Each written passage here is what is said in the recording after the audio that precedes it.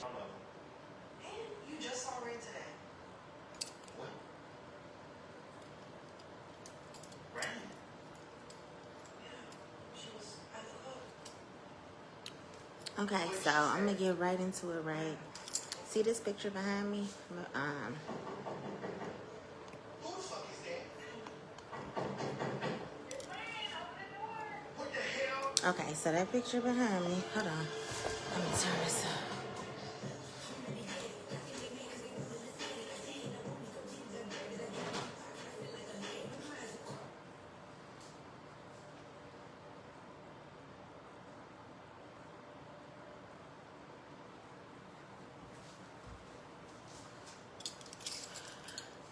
Okay, so you see that picture behind me, right? All right, and I know a lot of people have such a huge misconception surrounding serpents and all that stuff based on, you know, your teachings, and that's okay. I don't try to convince anybody of anything. It's not my purpose. You know, what aligns, aligns. What resonates, resonates. What doesn't, it's okay. Again, not my purpose. So, for those that understand, see this picture behind me, right? Of the serpent energy flowing upward from the lotus into this here, which indicates the sun, right? So what that indicates, right, this energy right here, the lotus, you know about the lotus, right? The lotus is a symbolization of the easiest way to kind of describe the lotus flower and its symbolic, the significance, right, is peace, right? When we think of the lotus flower, if you know anything about Southeast Asia, that's where the lotus flower originates, right? And so it has everything to do with peace and that inner peace, right? And it also symbolizes, and to me, what it symbolizes is the spirit of like oneness, if that makes sense. And so this picture, what it does, it symbolizes the serpent energy flowing from the lotus flower, moving upwards towards the sun. And you see the sun, I love this picture so much. For that reason, the sun is depicted as gold, because that's what it is, right? So basically, that serpent energy that's being depicted on this picture, because I like to make everything demonic and make everything feel like it's ritual and witchcraft, or whatever the case may be. And that's okay. Again, I'm not here to convince. I'm just here because my page is now a public page. If you don't like any of the teachings and things that I acknowledge, or videos or anything that I release, you are not a prisoner. Here, you can go. I probably won't even notice you're gone. But that energy right here, as you can see as it curves upwards towards that gold, which is the sun, that serpent represents the Kundalini. And the Kundalini is the activation within us, right? The Christ consciousness energy, right? So basically what it indicates is that energy within us that is flowing upwards, right? And basically what it is that level of ascension, right? It represents ascension, it represents elevation, it represents the crown chakra, the Christ consciousness, meaning when you are on a certain frequency, a certain vibratory level where everything is flowing upwards, I mean, you're walking that Christ consciousness. You're Christ-like, right? So that means that Christ consciousness, that Kundalini energy is rising upward above the crown chakra. Crown chakra is here. However, the Kundalini energy rises so much farther above that. So basically what it indicates is just continue to walk within that Christ consciousness energy. Not necessarily waiting on a particular figure to come save you. We damn sure ain't praising Caesar Borgia, however you say his name, Caesar Borgia. Not praising, no false idols. Because everything that you need is within you. And that's basically what this is symbolizing. Everything you need within you to walk within that Christ consciousness energy is within you. I know it's not easy, right? So, you're walking that path of righteousness.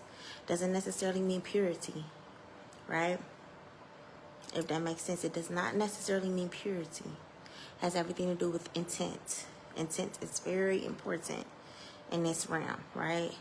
What you are intentful, what your intentions are, and what your intentions align with determines whether or not that vibratory energy within you is rising or it is going lower.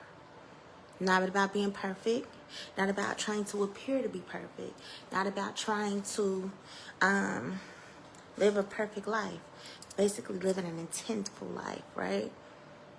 Being Christ-like. You have that Christ consciousness energy, meaning you are being Christ-like. Not necessarily waiting on a particular figure to come save you. You are walking within that energy, right? So to walk within that energy, it take a whole lot. So I see so many people, judgmental Christians sometimes, talking about, oh, Christ, that ain't Christ like da da da da da. But you gossiping, and we have all sinned in some way. Some haven't, some people haven't. No, my daughter, my baby, I believe that she's pure. I know for a fact that she's not. But some people like to push the book and say, oh, you da da da, and judgmental. But if you're walking with that Christ consciousness energy, you're not gossiping, which is the number one thing that I see within the church. A lot of this.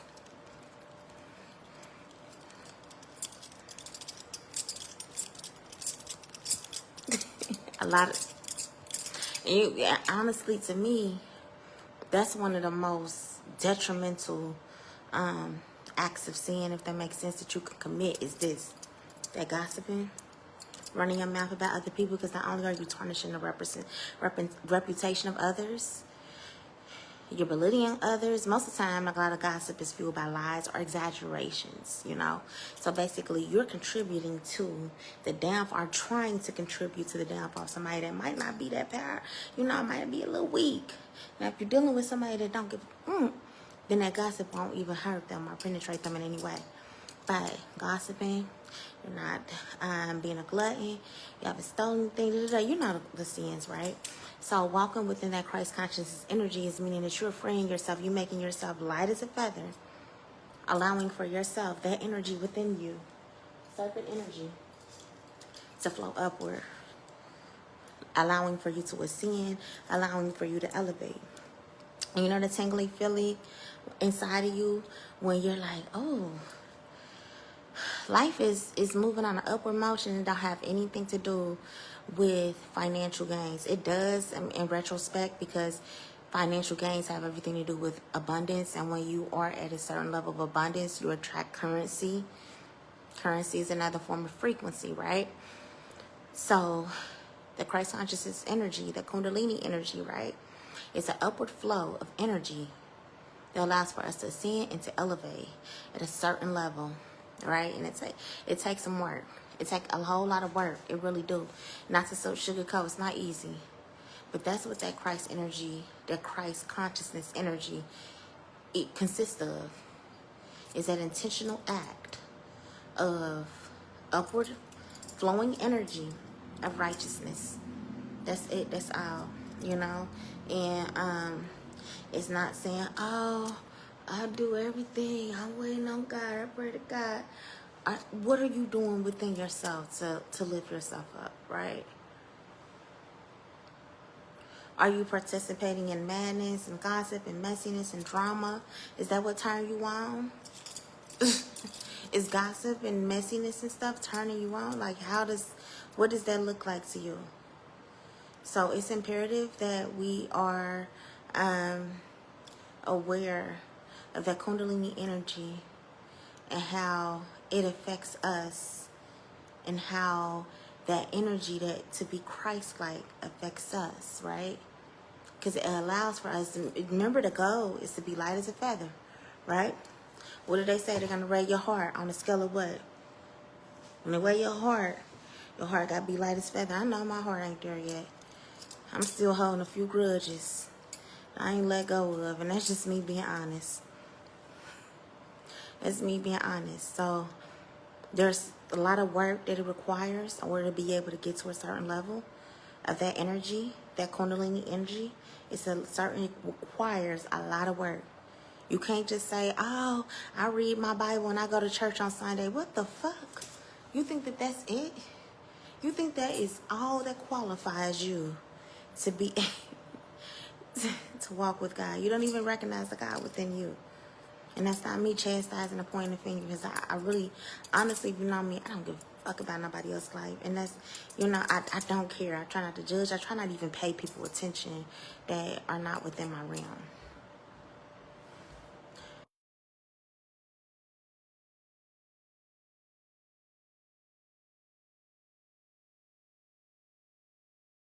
Every time I get on live, my baby start. But yes, that's all I want to do. That's all I wanted to come and say. That's it.